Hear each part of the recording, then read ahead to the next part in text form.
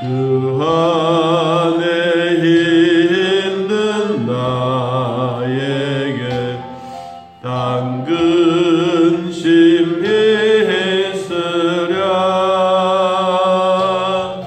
십자가 밑에 나아가 내 짐을 풀었네. 주님을 찬송하면서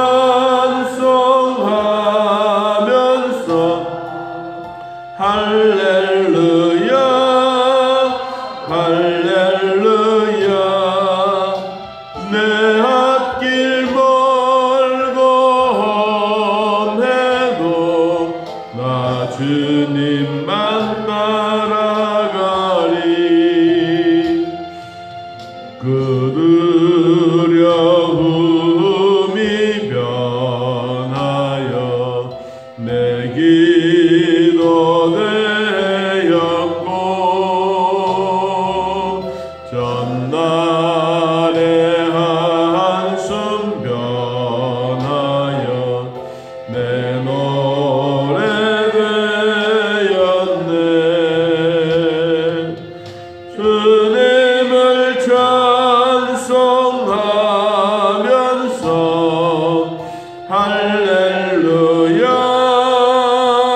할렐루야. 내 앞길 멀고 험해도 나 주님만 따라가리. 내 주는 자비하셔서 늘 함께 계시고 내 궁핍함을 아시고 늘 채워주시네.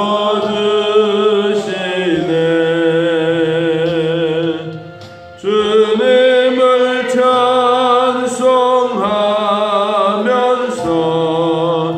할렐루야 할렐루야. 내 앞길 멀고 험해도 나 주님만 따라가리. 내 주와 맺은 언약은 영불변하시니 그 나라 가기까지는 늘 보호하시네.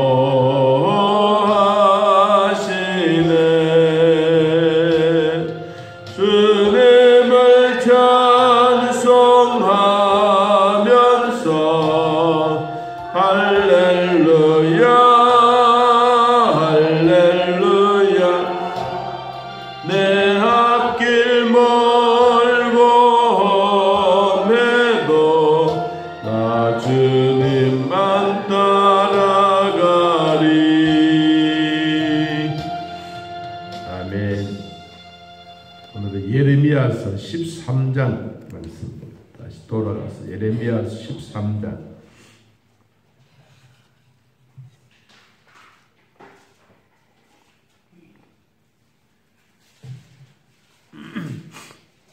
예레미야서 13장 1절에서 5절까지.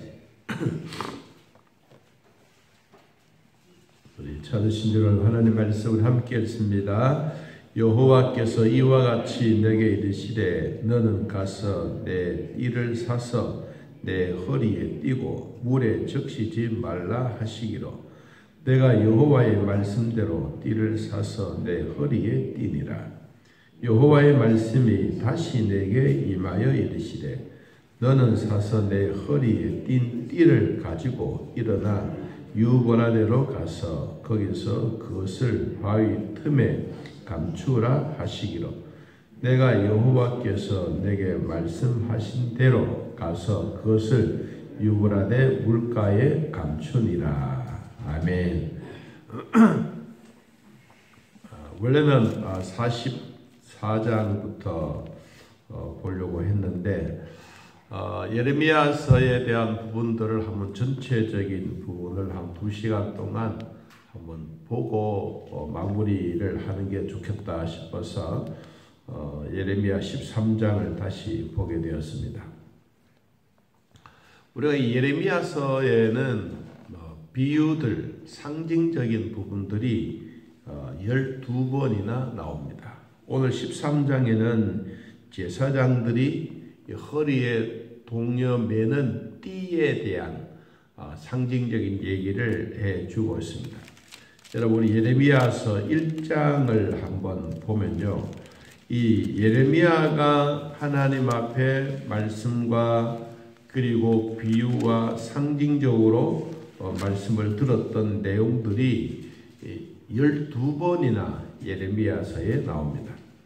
우리 성경에는 이런 비유나 상징적으로 기록되어져 있는 것이 한 36번 정도 나오는데, 이 예레미야서에 특별히 12번 정도 나온다고 하는 것은 그만큼 시기적으로 어떤 상황이 임박했다라고도 봅니다. 어쩌면 그 임박성보다는 더 급박하다라고도 볼 수가 있습니다. 그만큼 예레미야 선지자는 예루살렘의 멸망에 대한 얘기를 하나님부터 받아서 그 말씀을 백성들에게 선포하고 있는 내용인데, 제일 처음에 보면 예레미야 1장 11절에 보면요, 이 이야기를 제일 먼저 환상으로 보게 됩니다. 11절에 여호와의 말씀이 또 내게 임하니라. 이르시되 예레미야야, 네가 무엇을 보느냐 하시매 내가 대답하되 내가 무엇을 본다고요? 살구나무 가지를 보나이다. 그랬어요. 여기 살구나무라고 하는 이 살구나무는 세카드라고 하는 단어를 썼는데, 이 살구나무는 겨울이 되면 봄에 제일 먼저 피는 꽃이기도 합니다. 그런데 하나님이 왜 예레미야에게 이 살구나무 가지를 보게 하셨을까? 이 세카드라고 하는 이 단어는 곧 살구나무에 대한 이야기를 하는데, 하나님의 말씀을 지키다라는 말이 세카드라는 말이 동등합니다. 그러면 이스라엘 백성들, 유다 백성들에게 하나님이 이 살구나무 가지를 보여준 비유의 이유는 뭐냐? 자, 힘이 들고 어려워도 하나님의 말씀을 지켜라. 그 비유를 첫 번째 보여준 거예요. 자, 두 번째 보여준 것이 예레미야서 1장 13절이요. 1장 13절. 자, 한번 봅니다. 여호와의 말씀이 다시 내게 임하니라. 이르시되 네가 무엇을 보느냐? 대답하되 무엇이에요? 끓는 가마를 보나이다. 그 윗면이 북에서부터 기울어졌나이다. 이 북쪽에 있는 이스라엘에서 남쪽 유다로 끓는 가마가 기울어져서, 여러분, 끓는 가마는 뭐겠어요? 불덩어리가 아니겠습니까? 이 불덩어리 지향이 남쪽 유다로 넘어온다는 말이에요. 그럼 이제 이 우리나라도 남과 북이 나누어져 있는 이런 현상 속에서 이 이스라엘의 이 예언의 말씀을 가지고 많은 설교자들이나 학자들이 북한이 우리나라를 침공해 온다, 임박하다, 이런 얘기들을 성경 해석을 하면서 많이 했습니다. 이것은 대한민국에 대한 얘기가 아니고 이스라엘 나라, 그것도 예레미야 당시에 그때 있었던 일들을 얘기하고 있는 것인데, 그래서 이 국방력도 강해야 되고 어떻든 자주 국방력이 있어야 나라는 튼튼히 지킬 수가 있다라고 하는 이런 얘기들을 우리는 꼭 이겨낼 수가 있습니다. 자, 그러는 가운데 이제 이 내용들을 보면 13장에도 2번이나 나오고 이 51장까지 보면 12번이나 나와요. 오늘 13장을 다시 한 번 더 넘어가서 봅니다. 13장에 예레미야 13장입니다. 자, 하나님이 예레미야에게 허리에 띠를 사게 했어요. 그리고 사서 그 허리에 띠를 띠라, 묶으라는 것이죠. 묶고 난 다음에 묶을 때 뭐 하지 말아라? 물에 적시지 말아라. 이 띠라고 하는 것은 제사장들의 옷을 입고 허리에 띠는 묶는 끈이에요. 끈을 물에 적시지 말아라. 물에 적시면 빨리 썩기 때문이다. 그래서 이 물에 적시지 말고 허리에 동여 매라고 이야기를 했습니다. 그래서 예레미야가 하나님의 말씀대로 2절에 보니까 띠를 사서 허리에 띠를 묶었어요. 그리고 3절에 보니까 하나님이 그 행동의 반경 행동을 보고 하나님이 예레미야에게 말씀을 하셨어요. 무슨 말씀을 하셨느냐 하니까 너는 사서 내 허리에 띈 띠를 가지고 뭐하라? 일어나라. 그냥 가는 게 아니에요. 일어나서 어디까지 가라? 유브라데까지 가서 거기에 뭐가 있습니까? 바위가 있다. 그것도 그냥 바위가 아니고 바위 틈 사이에 감추라. 아마 이 바위가 큰 바위겠죠. 이 그냥 단순한 바위가 아니고 예레미야도 이렇게 가서 딱 보면 하나님이 나에게 말씀하셨던 그 바위가 저거구나 하고 눈에 확 띌 수 있는 그런 큰 바위. 큰 바위에서 가라고 했어요. 지금 예레미야가 어디에 있냐면 남쪽 유다 나라 예루살렘이 있어요. 남쪽 유다 예루살렘에서 유브라데까지 가는 거리가 얼마냐 하면 1000km예요. 우리나라로 말하면 남쪽에서 저 신의주 조금 더 넘어가야 되는 그 먼 거리를 걸어서 가는 거예요. 여러분, 하나님의 명령이, 하나님의 사명이 우리로 말하면 1000km를 걸어서 간다는 게 이게 쉬운 게 아니에요. 그래도 뭐요? 하나님이 말씀을 하시니까 그 말씀에 띠를 띠고 그리고 허리를 동이고 하나님이 지적해 주셨던 그 곳으로 가는 거예요. 자, 여러분, 강도 얼마나 길겠어요? 우리로 말하면 긴 강인데 이 바위가 어디에 있는지 어떻게 알겠어요? 그런데도 뭐요? 가라고 하니까 가는 거예요. 자, 우리의 사명도 어떨 때는 참 힘들어요. 우리가 가끔씩 뭐 복음 들고 가오리다 아골골짝골짝이라도 우리가 복음 들고 갑니다라고 하는 이 찬송가를 부르지만은 이 아골골짝은 지옥 가도 가서 한번 떨어지게 되면 그곳에서 헤어나올 수가 없는 곳이 아골골짝이에요. 그런데 오늘 이 예레미야가 허리에 띠를 띠고 유브라데까지 가는 거리만 해도 1000km. 다시 또 와요. 와가지고 오면 2000km. 자, 6절. 여러 날 후에 여호와께서 내게 이르시되 일어나 유브라데로 가서 내가 내게 명령하여 거기에 감추게 한 띠를 뭐하라? 가지고 오라. 또 와야 되는 거예요.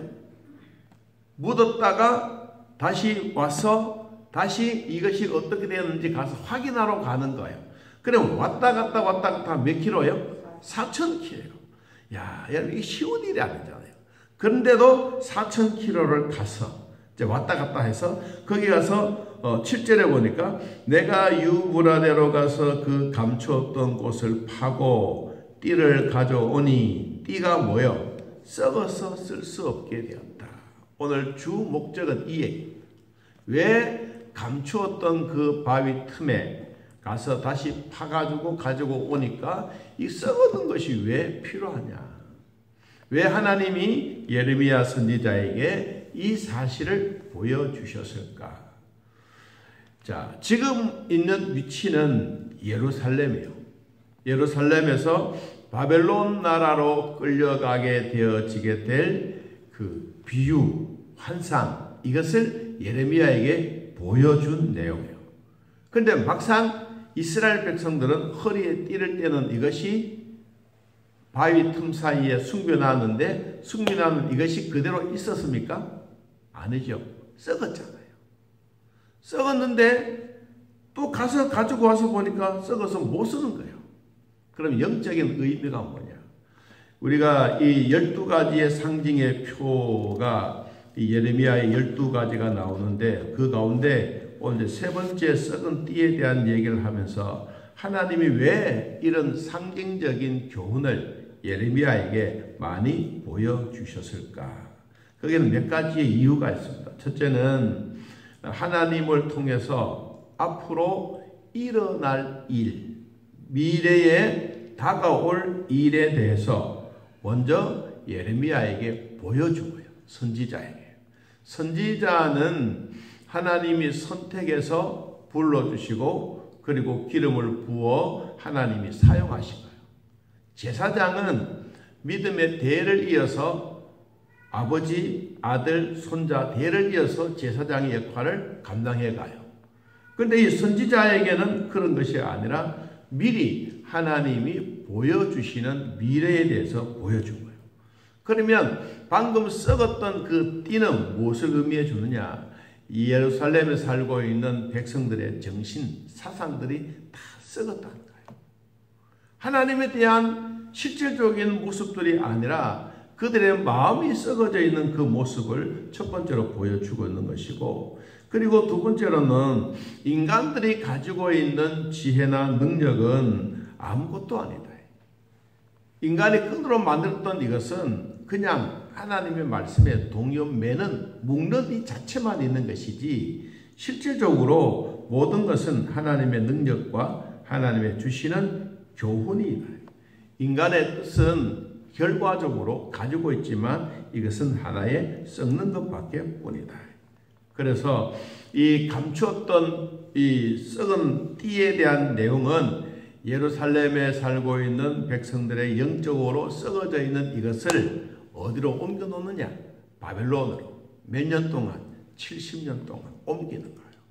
자, 우리 왜 하나님이 하필이면 이렇게 부패하고 타락된 이 백성들을 그냥 싸그리 없애보면 될 텐데 미리 이렇게 12번이나 계속해서 심판에 대한 내용 또 앞으로 멸망에 대한 예언 이런 얘기를 하면서 왜 이렇게 하셨을까? 그것은 단순한 게 아니에요. 썩어져 있는 영적인 모든 부분들을 잠시 그대로 두면 다 썩으니까 이스라엘 백성들을 포로로 잡아서 어디로 가느냐? 바빌론으로 옮기는 거예요. 자, 우리 쉽게 표현하면 이렇습니다. 비닐하우스에 모종을 만들어 놨다가 모종을 밖으로 내보내는 거예요. 파종하는 거예요.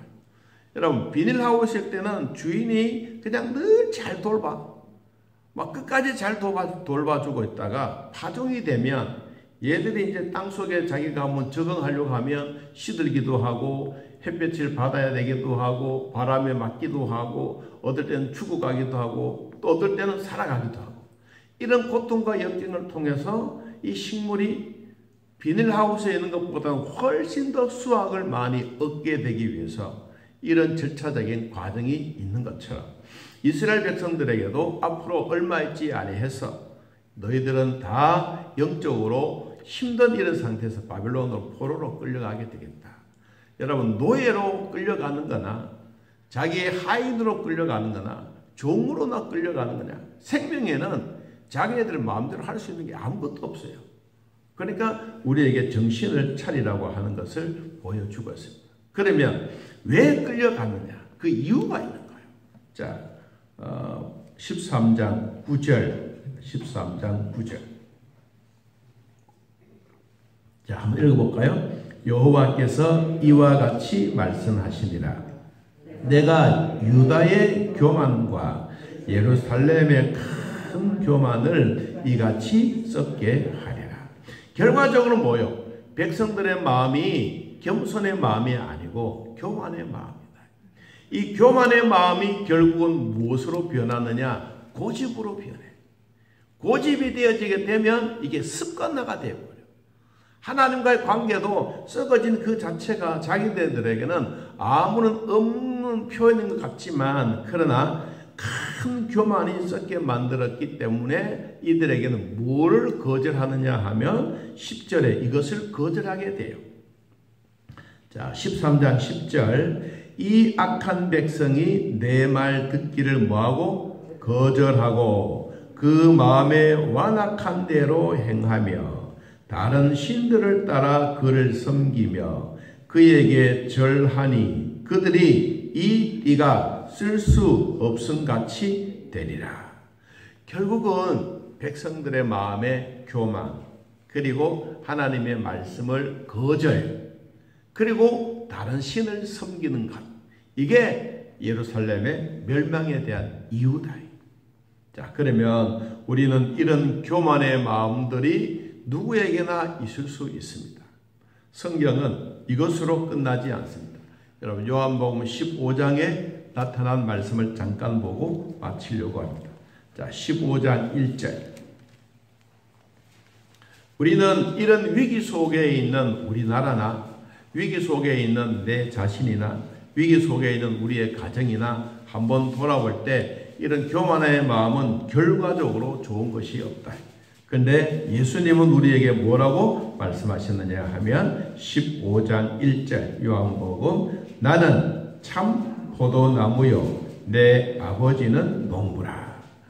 농부의 하나님이 처음으로 여기에 나타나요. 처음으로 예수님이 말씀하신 거예요. 자, 요한복음 15장 2절 읽어봅니다. 무릇 내게 붙어 있어 열매를 맺지 아니하는 가지는 아버지께서 그것을 제거해 버리시고 무릇 열매를 맺는 가지는 더 열매를 맺게 하려 하여 그것을 뭐한다? 깨끗하게 하시느니라. 너희는 내가 일러준 말로 이미 깨끗하여졌으니 어디에? 내 안에 거하라. 나도 너희 안에 거하리라. 가지가 포도나무에 붙어있지 아니하면 스스로 열매를 맺을 수 없음같이 너희도 내 안에 있지 아니하면 그리하리라. 여러분, 결과적으로는 교만의 마음이 띠를 다 썩게 했더라면 오늘 예수님은 우리에게 뭘 하라고 하느냐? 내 안에 있으라. 예수님 안에 있으라. 예수님께 붙어 있으라. 그 얘기입니다. 자, 우리도 오늘 특별 새벽기도 첫째 시간인데 하나님이 우리에게 첫째 주셨던 말은 교만의 마음이 아니라 예수님께 붙어 있고 예수님 안에 있고 주 안에 있는 자가 하나님이 주시는 복을 얻게 되는 것이다. 그래서 열매를 많이 맺을 수 있는 방법은 예수 안에 있는, 오늘도 여러분 예수 안에 있는 이 즐거움으로 하루의 삶을 사시고 또 이번 2주간 동안 기도회를 통하여 하나님의 주셨던 은혜를 함께 누리기를 예수님의 이름으로 축복합니다.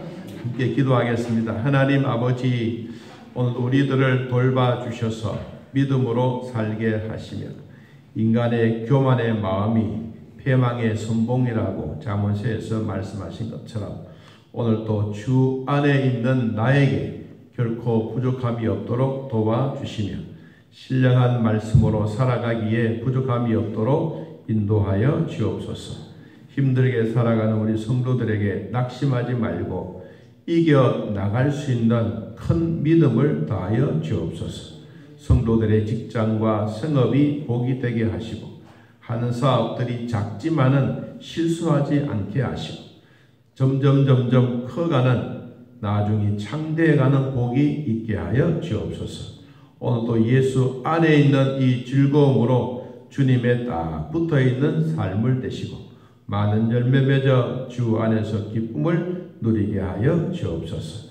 하나님, 우리의 마음이, 우리의 정신이, 우리의 영혼이 썩어져 있다면 저 멀리 바벨론으로 포로로 끌려가 70년 동안 고생하다가 되돌아오는 것처럼 우리의 마음은 결코 교만하지 말고 겸손한 마음으로 깨끗한 마음으로 주 안에 있는 나에게 주님이 주시는 귀한 열매들이 주렁주렁 맺혀지게 하옵소서.